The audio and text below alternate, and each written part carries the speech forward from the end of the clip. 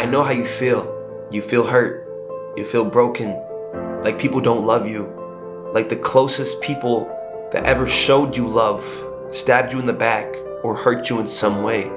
Like there's nobody out there. Like you don't deserve the best things in the world. Like you don't deserve a good conversation, a healthy relationship with your mother, with your father, with your significant other, with your brothers, with your sisters. Life is like one big thought experiment. The outcomes are determined by what we think and what we see and what we believe the world is. And until we truly believe that we are the only ones that can make us happy deep down inside, we will never be happy.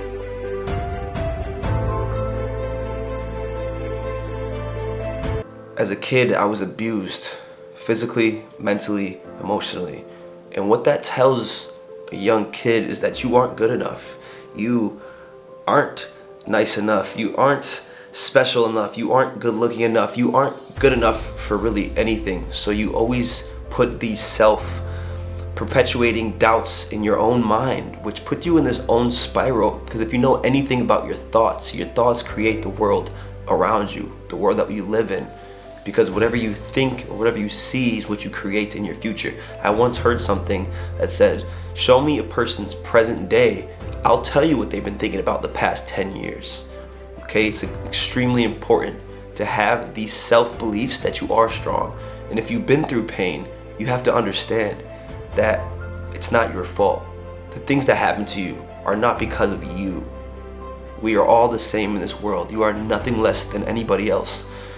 And you are as great as the people that are achieving the most things in this world. You have the same capabilities of them. So you have to understand that it wasn't your fault.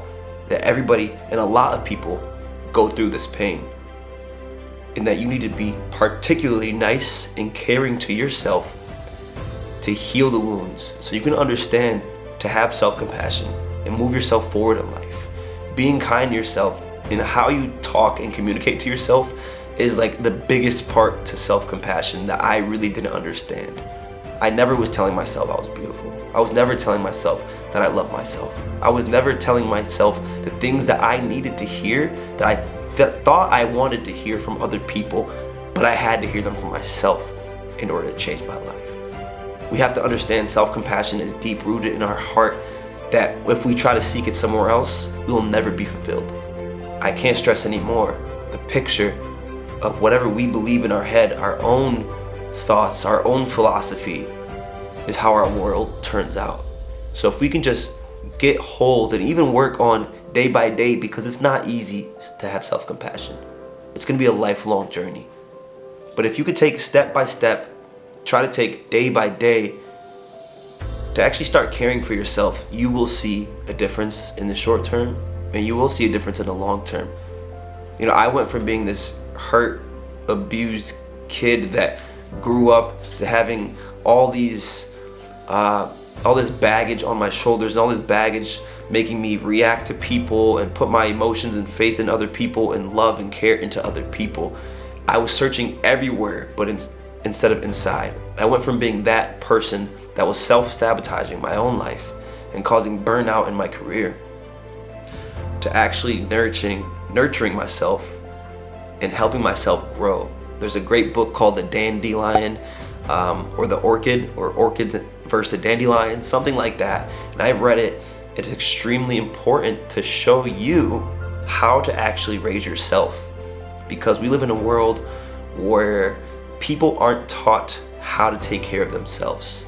And you can understand that in this book, they give you different archetypes of people and how they should take care of themselves. Self-compassion is a journey that you don't just switch on like a light switch. It's gonna be very hard, and the human brain is ridiculously smart. Once it catches on to you trying to build your self-compassion, there are gonna be days where you are just completely in the dark and you have no compassion for yourself, because that happens to me.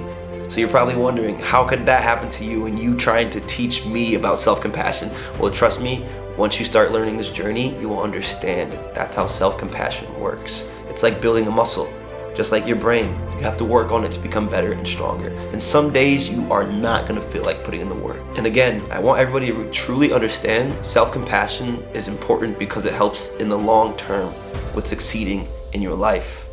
You know, you're gonna stop thinking about all the things you're doing negatively, which are draining you. You're gonna stop thinking about the money so much, so you stop just chasing money. You can actually put in this artistic vision that people love in the world, right? There's so many different things that I can just go on and on, that once you begin to have self-compassion for yourself, you'll start to change and become more successful. It's gonna be a continual journey, my friends. And that's why I'm here to support you and give you the actual practical tools, techniques, practices that you can put into place into your life. Last but not least, friends, thank you very much for watching my self-compassion little blurb video. I also have a ton of podcast episodes on my YouTube channel that are surrounding mental health, physical health, and many other aspects about the human body and how to be successful.